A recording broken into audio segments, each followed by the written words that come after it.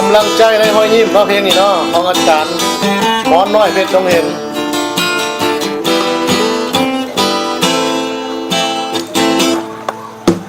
เห็นห้อยยิ้มแล้วอายยิ้มใจเติมแหงให้อายก้าวไปก็วันไหว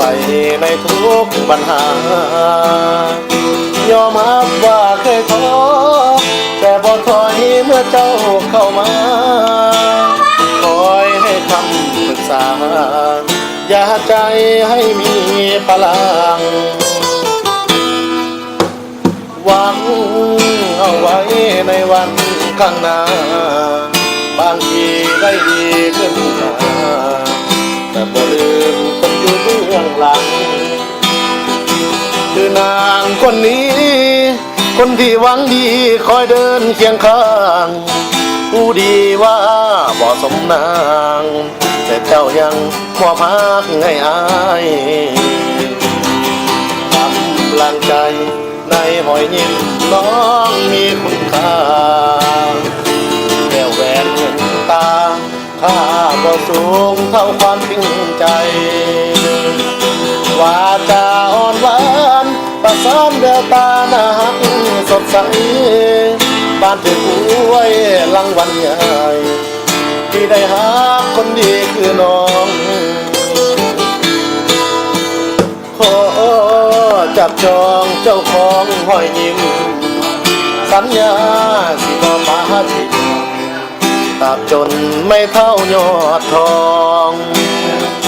โลกคงสดใสหากทุกคนยิ้มง่ายคือน้องที่บันทึกหอยยิ้มแก้มบองไว้ใน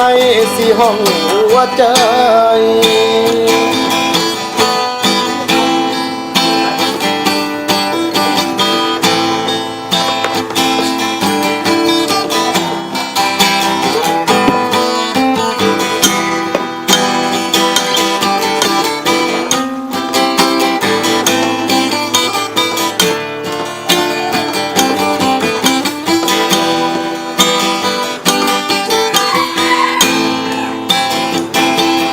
กำลังใจในหอยยิ้มน้องมีคุณค่าแก้วแหวนเงินตาค่าบ่สูงเท่าความจริงใจวาจาอ่อนหวานประสานแววตาหน้าหักสดใสปานถึงไว้รางวัลใหญ่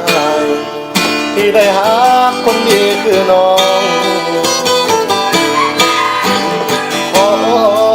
จับจองเจ้าของหอยยิ้ม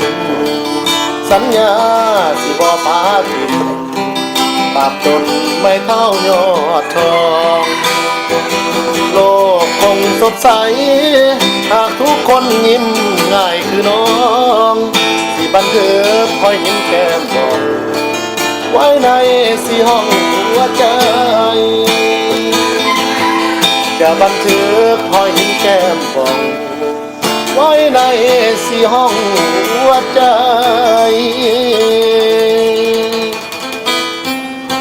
ผิดพลาดขออภัยเนาะเพราะว่าเพลงนี้หากระซ่อมกันเด้อพี่น้องเด้อแล้วก็ขอโทษขออภัยนำอาจารย์หมอน้อยเพชรต้องเห็นเนาะเป็นแต่งเพลงนี้ให้ข้าพเจ้าก็มาซ่อมลิ้นห้องรำฟังเพลงม้วนๆอาจจะว่าดนตรีใส่เนาะขอบใจหลายเด้อ